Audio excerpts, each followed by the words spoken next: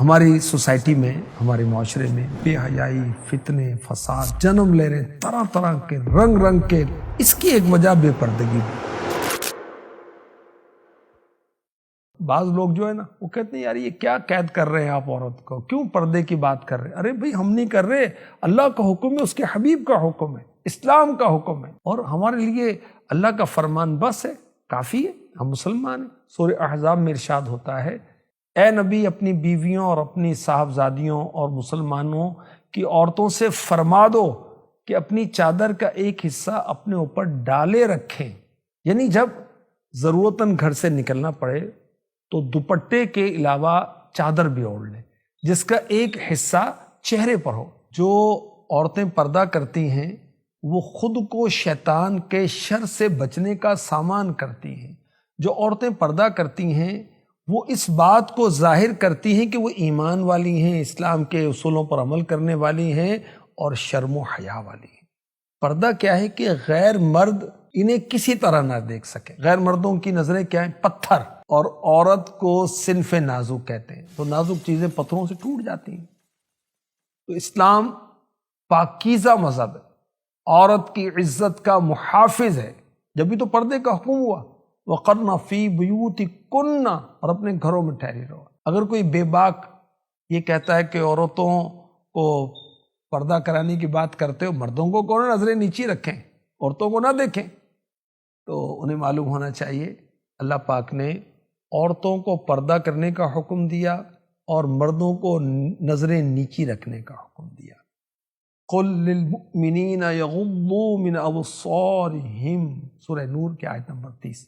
مسلمان مردوں کو حکم دو کہ اپنی نگاہیں کچھ نیچے رکھیں۔ عورت اجنبی مرد کے لیے سر سے پاؤں تک چھپانے کی چیز ہے۔ جب عورت گھر سے نکلتی ہے بے پردہ ہو کر، شیطان اس کو گھورتا ہے۔ اللہ کے حبیب صلی اللہ علیہ وآلہ وسلم نے فرمایا، عورت پردے میں رہنے کی چیز ہے، جب وہ باہر نکلتی ہے تو شیطان اسے نگاہ اٹھا اٹھا کر دیکھتا ہے۔ علماء فرماتے ہیں عورت کے لیے پردہ کیوں لازم ہے؟ اس لیے کہ یہ گھر کی دولت ہے اور دولت کو چھپا کر رکھا جاتا ہے۔ عورت گھر میں ایسی ہے جیسے چمن میں پھول، اور پھول کہاں چھلکتا ہے؟ چمن میں، وہیں ہرا بھرا رہتا ہے۔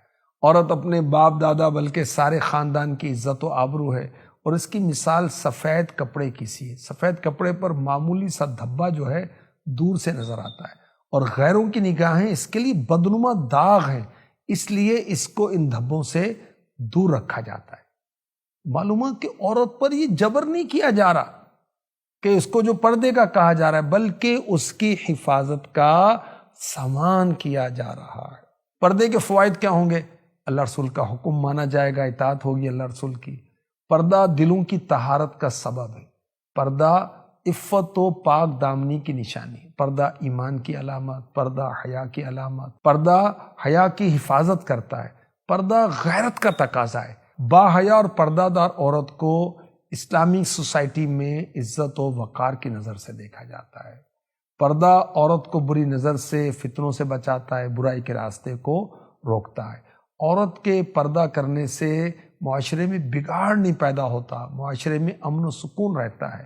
پردہ عورت کے وقار میں، پیسٹیج میں اضافہ کرتا ہے اور اس کی خوبصورتی کی حفاظت کرتا ہے۔ یاد رکھیے کہ بے پردگی میں اللہ رسول کی نافرمانی، بے پردگی میں ہلاکت، گناہ کبیرہ، بے پردگی میں اللہ کی رحمت سے دوری ہے، اور بے پردگی لعنت کا سبب ہے۔ بے پردگی جہنم میں لے جانے والا کام ہے۔ بے پردگی قیامت والے دن اندھیرے کا باعث ہے۔ بے پردگی نفاق کی علامت ہے۔ بے پردگی برا کام ہے جو اللہ کو پسند نہیں ہے۔ بے پردگی معاشرے میں فحاشی کو عام کرنے کا اور پھیلاؤ کا ذریعہ ہے۔ بے پردگی رسوائی کا باعث ہے۔ بے پردگی شیطانی کام ہے۔ بے پردگی فطرت کے، نیچر کے خلاف ہے۔ بے پردگی میں انسانی تہذیب کی تذلیل ہے۔ بے پردگی میں بے شمار برائیاں اور اس کی یہ بنیاد ہے۔ بے پردگی حیا و غیرت کے خاتمے کا سبب ہے۔ بے پردگی نوجوان نسل کی تباہی کا بہت بڑا ذریعہ ہے۔ بے پردگی بسا اوقات خاندانوں میں لڑائی کا باعث بنتی ہے۔ عورت کو چند شرائط کے ساتھ گھر سے باہر نکلنے کی اجازت ہے، مگر لباس کیسا ہو؟ ڈھیلا ڈھالا، سادہ برقع، ایسی بڑی چادر جو جسم کو، بدن کو چھپا لے۔